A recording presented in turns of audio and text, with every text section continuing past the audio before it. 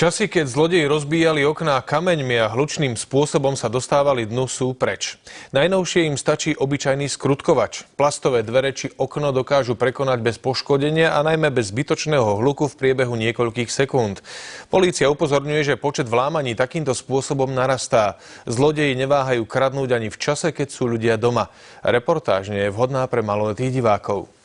Zlodeji sú čoraz šikovnejší a vynaliezavejší. Na otvorenie väčšiny plastových okien a dvier im stačí obyčajný skrutkovač.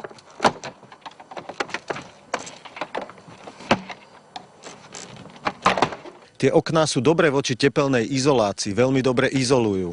Ale to, o čom sa nehovorí, je to, že sa cez ne dá veľmi jednoducho a rýchlo dostať dovnútra. V našom prípade sa zlodej cez zatvorené plastové okno dostal dnu v priebehu 6 sekúnd. Nič pritom nepoškodil. Plastové okná sú istené len malými západkami, malými cudličkami, ktoré pri zamknutí zájdu do protikusov a už pri malom páčení nevydržia žiadny tlak. Len v Trenčianskom kraji zaznamenali policajti v minulom roku 165 prípadov vlámaní. Mnohí zlodeji sa dostali dnu práve takýmto spôsobom. Radíme občanom, aby si vo svojom vlastnom záujme chránili svoj majetok a nedali tak šancu zlodejom. Rovnakým spôsobom dokážu zlodeji prekonať nielen okná, ale aj dvere. Naposledy tak páchateľ vnikol do tejto kaviárne v Bojniciach. Vypáčil dvere, vzal tržbu a ušiel. Je veľa takých prípadov, že páchateľ takto vnikne dovnútra, dokonca keď domáci sú doma. Jedným z riešení je prídavný uzamykací mechanizmus, ktorý sa dá namontovať priamo na okno či dvere. Uzamkne v dvoch ďalších bodoch tak, aby ani pri silnom páčení